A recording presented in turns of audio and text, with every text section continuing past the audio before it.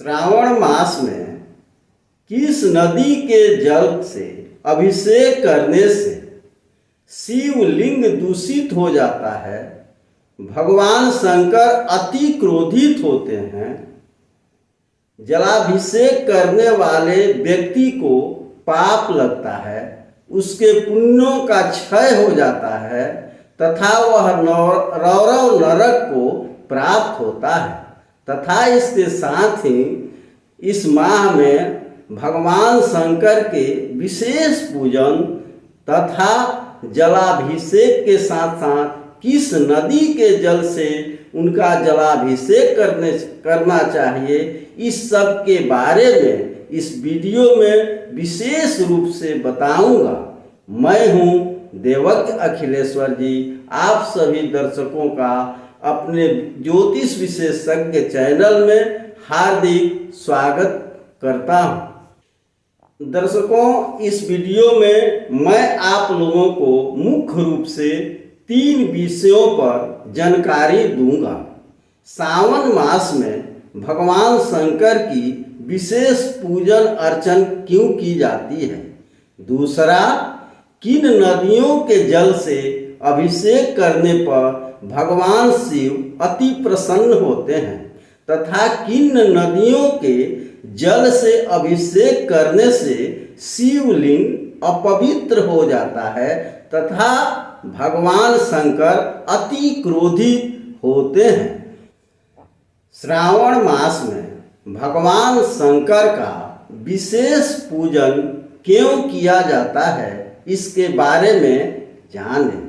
श्रावण मास में समस्त सृष्टि का कार्य भगवान शंकर के पास होता है। इस पावन मास में भगवान शंकर पृथ्वी पर आते हैं, इसलिए उनकी विशेष कृपा पाने के लिए व्रत, उपवास, पूजन एवं जलाभिषेक किया जाता है।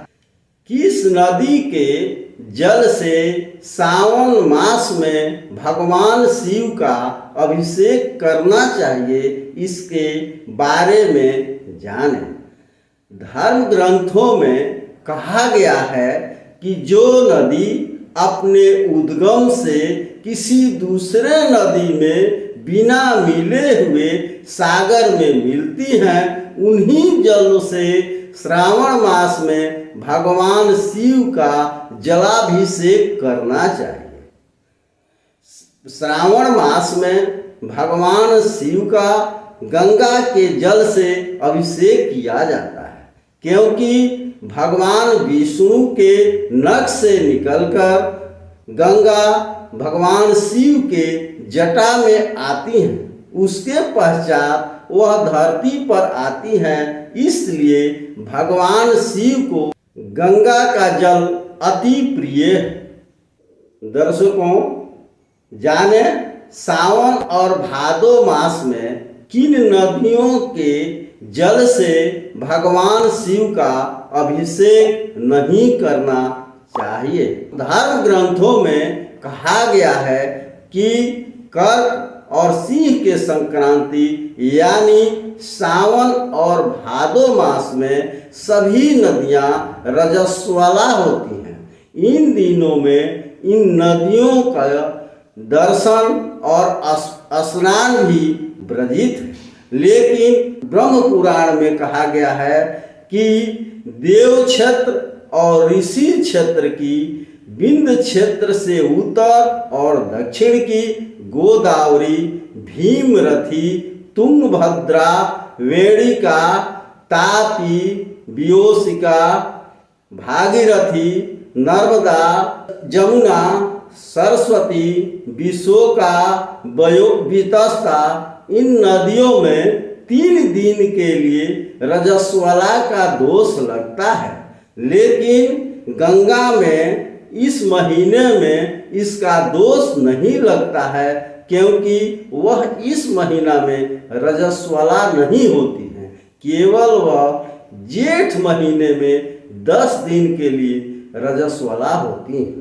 इस प्रकार अगर इन नदियों का जल से भगवान शिव का अभिषेक किया जाता है तो वे अति क्रोधित होते हैं। मनुष्य पाप का भागी होता है, उसके पुण्य क्षय हो जाते हैं तथा वह नरक का गामी होता है। लेकिन आज के परिवेश में बिना इसका ध्यान दिए जिस नदी के किनारे जो लोग रहते हैं वे लोग सावन माह में उसी नदी से भगवान शिव का जलाभिषेक करते हैं, जिससे वह शिवलिंग दूषित हो जाता है। धर्म शास्त्रों में कहा गया है कि दूषित जल से भगवान शिव के लिंग का अभिषेक करने से वह लिंग दूषित हो जाता है।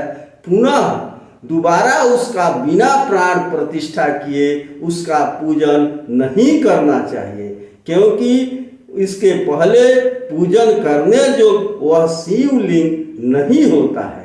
इसलिए उसकी पुनः प्राण प्रतिष्ठा करके भगवान शिव की उसमें स्थापना कराई जाती है। उसके बाद वह शिवलिंग पूजन एवं जलाभिषेक के योग्य होता है।